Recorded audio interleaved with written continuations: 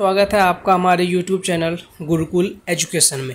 ठीक है साथियों, तो आज हम कुछ महत्वपूर्ण क्वेश्चन लेके आए हैं सीटेट का CDP का। ठीक है, तो आइए स्टार्ट करते हैं और देखते हैं कि क्या महत्वपूर्ण क्वेश्चन हैं। ठीक है, चलिए क्वेश्चन नंबर 1 देखिए। क्वेश्चन नंबर 1 क्या पूछ रहा है कि चिल्ड्रेन जो बच्चे होते हैं उनकी बुद्धि लब्धि 90 से 110 के मध्य है, वह कौन सी बुद्धि लब्धि है। ठीक है, सामान्य है या प्रखर है या उत्कृष्ट है या प्रतिभाशाली है।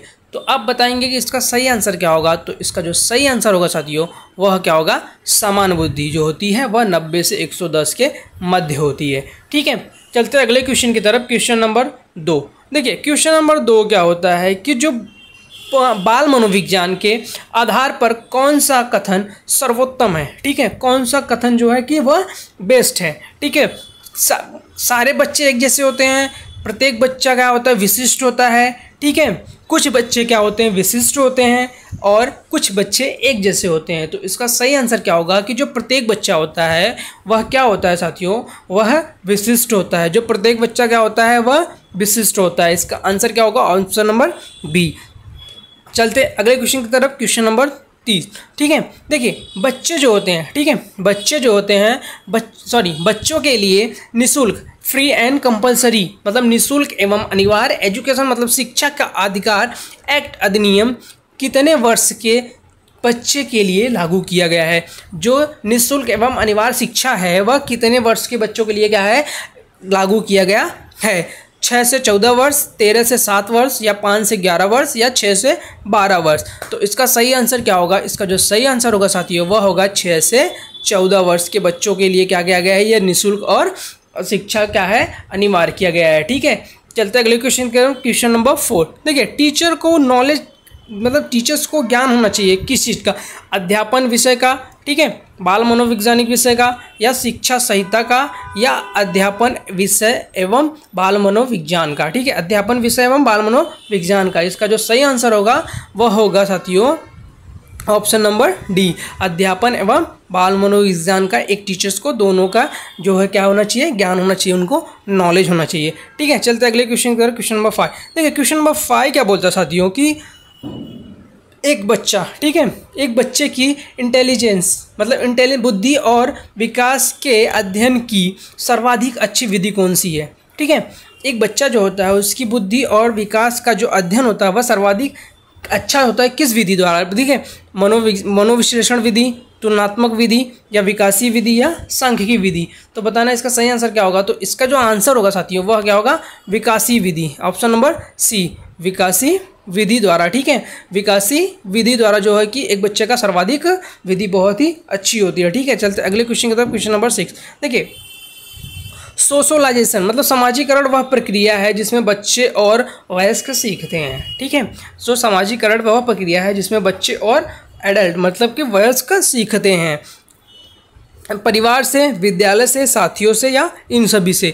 तो इसका जो सही आंसर होगा वह होगा option number D, option number D जो है इसका सही आंसर होगा कि इन सभी से क्या होता है कि आदमी जो है और बच्चा जो है सीखता है। ठीक है, चलते अगले क्वेश्चन की तरफ। देखिए, गार्डनर ने 7 बुद्धि की बात बताई सबको। ठीक है, इनमें से कौन सा उनका नहीं है। ठीक है, देखिए, स्थान संबंधी बुद्धि, भावात्मक बुद्धि या अंतर्वैयक्तिक बुद्धि या भाषात्मक बुद्धि। ठीक है, तो इसका जो सही आंसर क्या होगा, इसका जो सही आंसर होगा और इसका सही आंसर होगा ऑप्शन नंबर बी, भावात्मक बुद्धि जो है यह गार्डनर ने नहीं बताई थी। ठीक है, चलते अगले क्वेश्चन की तरफ। क्वेश्चन नंबर 8 देखिए। हेल्पिंग पॉलिटिक्स मतलब सहयोगात्मक राजनीति की किस श्रेणी में महिलाएं निम्न से संबंधित नहीं है। ठीक है, निम्न से संबंधित नहीं है, महिलाएं उससे संबंधित नहीं है। स्वीकार्यता, ठीक है, स्वीकार्यता, ठीक है, प्रतिरोध, क्रांति, अनुकूलन। तो इसका जो सही आंसर होगा, इसका जो सही आंसर है ऑप्शन नंबर बी, प्रतिरोध।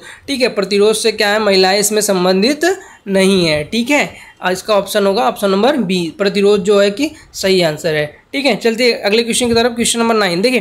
क्वेश्चन नंबर 9 क्या बोल रहा है कि यदि एक बच्चे की मानसिक आयु 5 मतलब 5 वर्ष है, ठीक है, एंड रियल जो उसकी वास्तविक आयु है वह कितना है, 4 वर्ष है। ठीक है, तो उस बच्चे की इंटेलिजेंस मतलब बुद्धि लब्धि क्या होगी। तो बुद्धि लब्धि इक्वल टू क्या होता है, कोई मुझे बताएगा बुद्धि लब्धि इक्वल टू क्या होता है?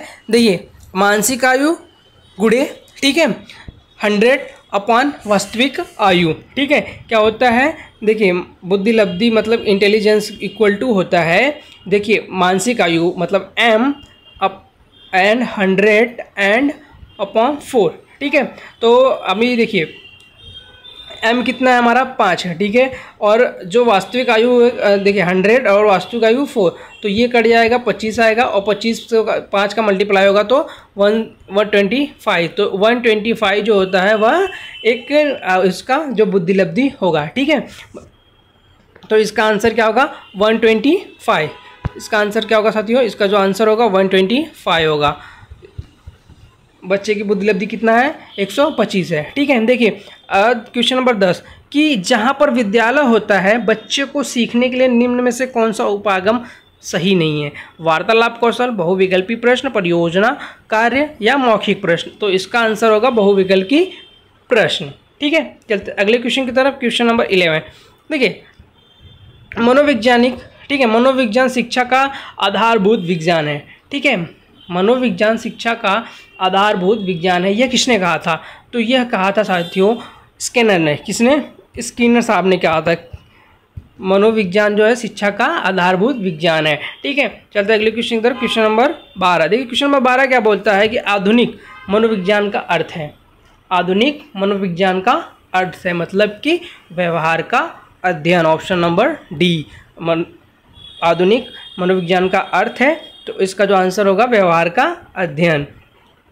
क्वेश्चन नंबर 14 देखिए क्वेश्चन नंबर कि उस व्यक्ति का क्या नाम है जिसने बुद्धि लब्धि के बारे में खोज किया था, बुद्धि लब्धि के बारे में खोज किया था, ठीक है।